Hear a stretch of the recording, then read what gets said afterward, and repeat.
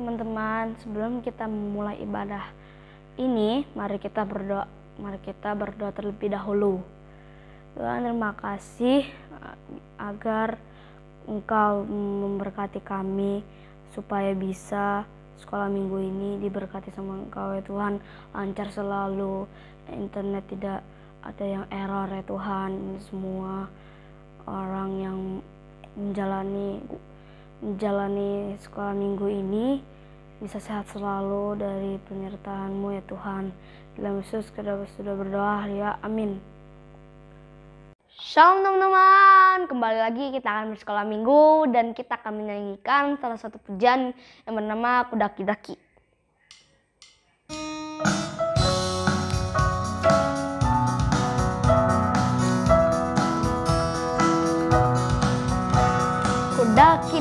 Daki-daki gunung yang tinggi, ku turun lembah yang dalam, ku melintasi padang rumput hijau membentang.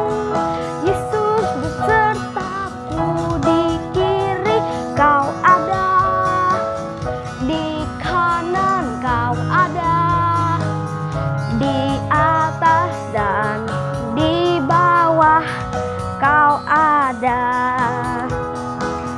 Di suka Kau ada, di duka pun Kau ada, sebab Engkau Yesusku.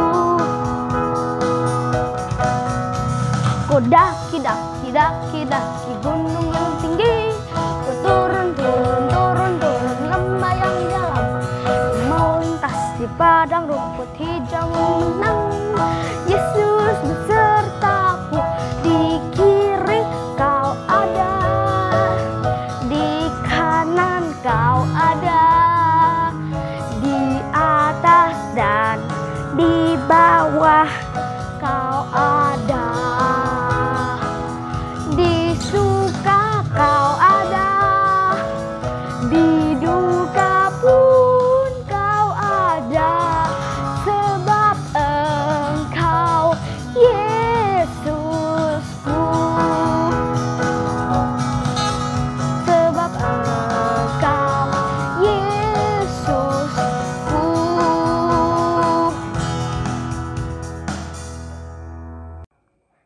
Oke teman-teman, kita sebelum mendengarkan firman Tuhan, sebaiknya kita akan menyanyikan salah satu lagu Roh Kudus yang manis.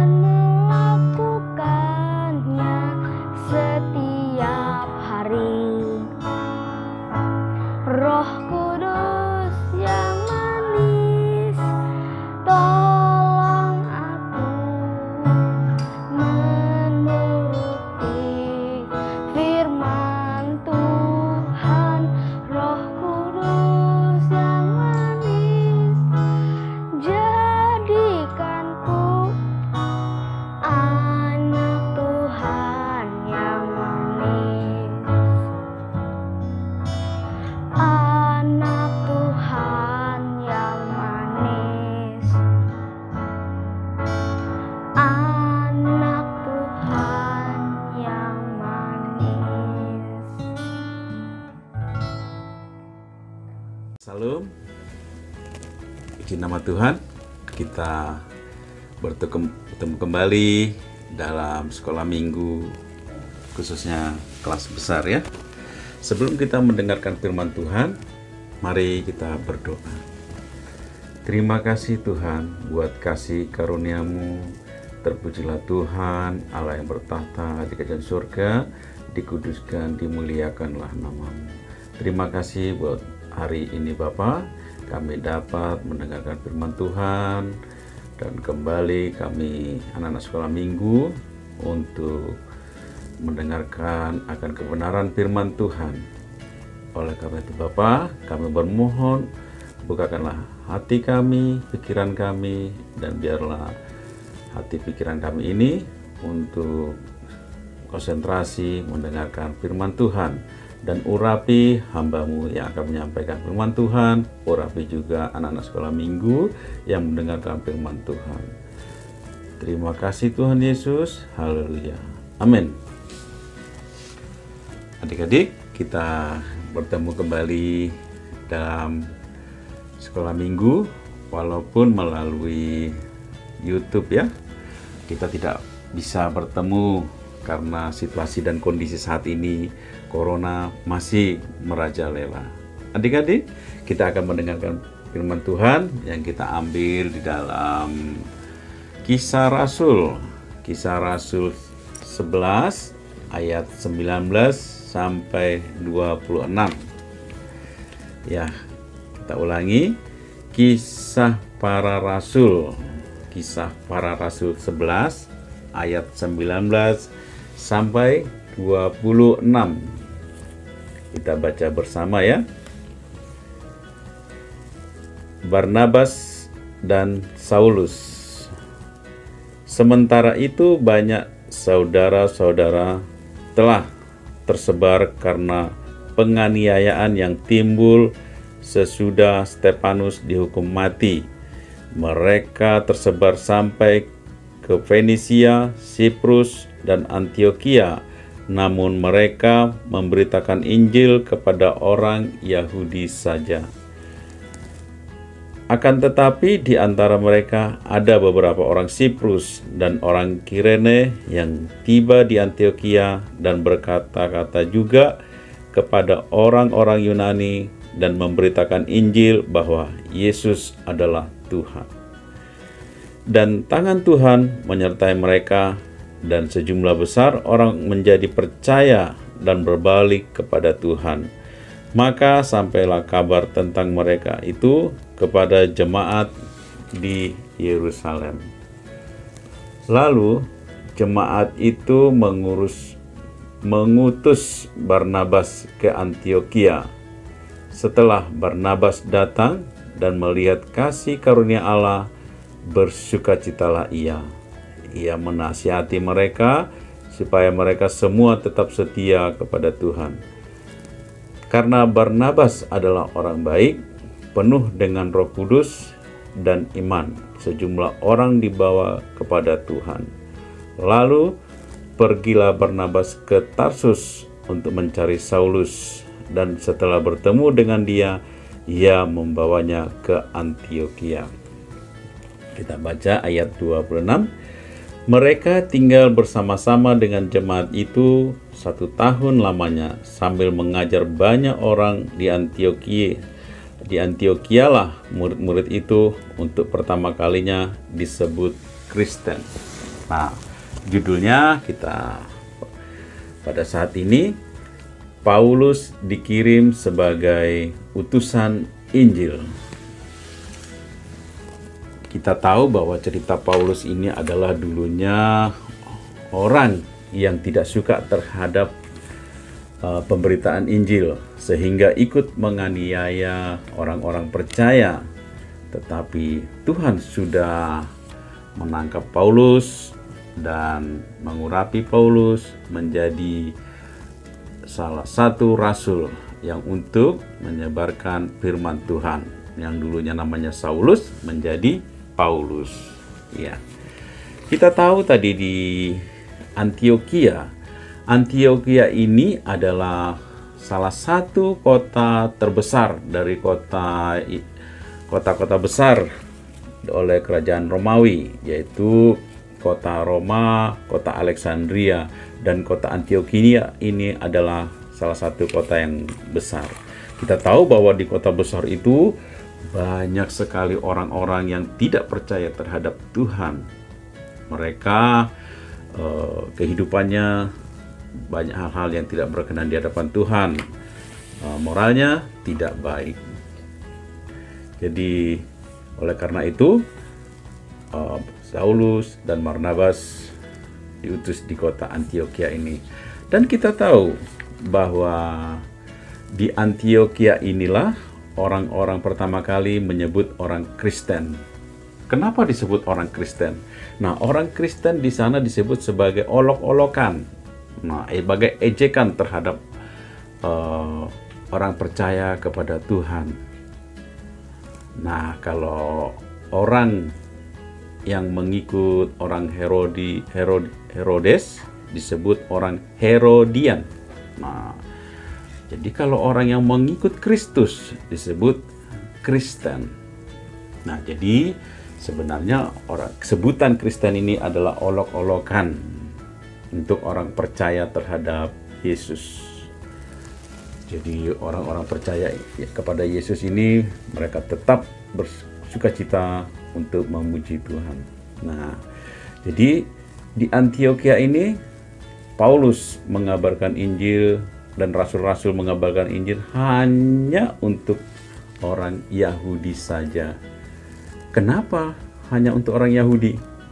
Ya, mungkin ada dua pendapat.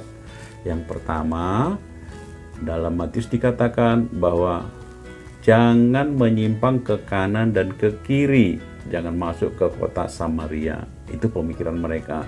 Tetapi dalam ayat lain Matius juga mengatakan bahwa Yesus berpesan, kabarkanlah Injil kepada seluruh dunia, jadikanlah murid, menjadikanlah bangsa menjadi muridku, dan baptislah mereka dalam nama Bapa, Anak, dan Roh Kudus. Nah, oleh karena itu jadi di kota ini bermacam-macam orangnya. Ada yang hanya percaya kepada orang Yahudi saja, tetapi ada orang yang sudah diperbaharui seperti Paulus ini. Jadi sehingga Paulus mengajarkan kabar Injil bagi orang Antiokhia ini. Nah, makanya di sana ditemukan pertama kali sebutan orang Kristen, pengikut Kristus. Jadi Paulus diutus untuk mengabarkan Injil. Apa itu Injil? Kabar baik, kabar keselamatan, yaitu Paulus mengabarkan hanya di dalam Yesus ada keselamatan. Dan hanya oleh karena Yesus orang bisa diselamatkan. Jadi Paulus itu mengabarkan Injil supaya orang bisa masuk surga. Paulus mengabarkan supaya orang diselamatkan dari dosa. Paulus mengabarkan Injil supaya orang lebih mengenal bahwa Yesus adalah Tuhan, Yesus adalah Mesias. Paulus mengabarkan Injil, kabar baik ini bukan mengabarkan prosedur-prosedur tentang hukum Taurat. Jadi Paulus adalah orang yang sangat pintar, orang yang diurapi, sehingga dia berani untuk mengabarkan Injil dimanapun dia berada. Nah, oleh karena itu kita baca lagi adik-adik di dalam Kisah Rasul 13 ayat 1 sampai 12. Kisah Rasul 13. Kisah Rasul 13. Oke, sudah ketemu? Kita baca ya. Kisah Rasul 13 ayat 1 sampai 2. Pada waktu itu dalam jemaat di Antiokhia ada beberapa nabi dan pengajar, yaitu Barnabas dan Simeon yang disebut Niger, dan Lukius orang Kirene, dan Menahem yang diasuh bersama dengan raja wilayah Herodes dan Saulus. Pada suatu hari ketika mereka beribadah kepada Tuhan dan berpuasa, berkatalah Roh Kudus, khususkanlah Barnabas dan Saulus bagiku untuk tugas yang telah kutentukan bagi mereka. Maka berpuasa dan berdoalah mereka, dan setelah meletakkan tangan di atas kedua orang itu, mereka membiarkan keduanya pergi. Saulus dan Barnabas di pulau Siprus. Oleh karena disuruh Roh Kudus, Barnabas dan Saulus berangkat ke Seleukia, dan dari situ mereka berlayar ke Siprus. Setiba di Salamis, mereka memberitakan firman Allah di dalam rumah-rumah ibadat orang Yahudi, dan Yohanes menyertai mereka sebagai pembantu mereka. Mereka mengelilingi seluruh pulau itu sampai ke Papos. Di situ mereka bertemu dengan seorang Yahudi bernama Bar Yesus. Ia seorang tukang sihir dan nabi palsu. Ia adalah kawan gubernur pulau itu, Sergius Paulus, yang adalah orang cerdas. Gubernur itu memanggil Barnabas dan Saulus karena ia ingin mendengar firman Tuhan. Tetapi Elimas, demikianlah namanya dalam bahasa Yunani, tukang sihir itu menghalang-halangi mereka dan berusaha membelokkan gubernur itu dari imannya. Tetapi Saulus juga disebut Paulus, yang penuh dengan Roh Kudus, menatap dia dan berkata, "Hai anak iblis, engkau penuh dengan rupa-rupa tipu muslihat dan kejahatan. Engkau musuh segala kebenaran. Tidaklah engkau akan berhenti membelokkan jalan Tuhan yang lurus itu. Sekarang lihatlah, tangan Tuhan datang menimpa engkau, dan engkau menjadi buta. Beberapa hari lamanya engkau tidak dapat melihat matahari." Dan seketika itu juga orang itu merasa diliputi kabut dan gelap, dan sambil meraba-raba ia harus mencari orang untuk menuntun dia. Melihat apa yang telah terjadi itu, percayalah gubernur itu, ia takjub akan ajaran Tuhan. Puji nama Tuhan. Tadi Saulus atau Paulus dan Barnabas diutus di pulau Siprus. Dan Paulus mengabarkan Injil di pulau itu sampai mengelilingi pulau itu. Mereka memberitakan berita keselamatan, dan gubernurnya juga menjadi percaya. Jadi puji nama Tuhan, kalau sudah diberkati oleh Roh, berkati Tuhan, kita harus melakukan hal yang terbaik yang sudah Tuhan perintahkan. Seperti Paulus sudah katakan bahwa kita harus menjadi serupa dengan Tuhan. Puji nama Tuhan adik-adik, kita sudah mendengarkan firman Tuhan. Apa yang sudah disampaikan oleh Tuhan, kita harus turut dan dengar-dengaran terhadap orang tua, karena orang tua harus kita hormati seperti firman Tuhan dalam hukum Taurat. Yang kelima, menghormati orang tua supaya apa?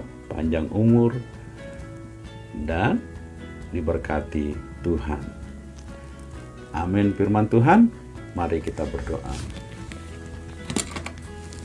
Terima kasih Tuhan Yesus buat kasih karunia-Mu.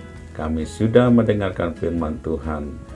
Tuhan, berikan kami kekuatan dan kemampuan, dan jadikanlah kami menjadi serupa akan Engkau. Tuhan, ya, ajar kami supaya kami turut akan firman-Mu, dengar-dengaran pada orang tua, dan terlebih kepada firman-Mu Bapa. Bapa yang surga, berkati kami anak-anak sekolah minggu, berkati pelajarannya, berkati pendidikan mereka, dan terlebih pada situasi saat ini Bapa, memberkati kesehatan mereka. Bapak dan juga orang tua, anak sekolah minggu, Tuhan berkati. Terima kasih Tuhan Yesus, mengampuni akan segala ucapan maupun tingkah laku kami yang tidak berkenan di hadapan-Mu Bapa. Kami ucap syukur di dalam nama Tuhan Yesus. Haleluya. Amin. Shalom.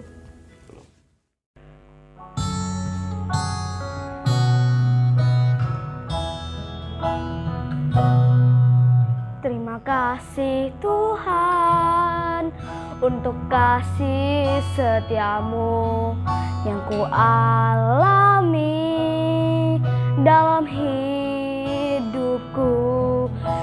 kasih Yesus buat kebaikan-Mu menjadi hidupku.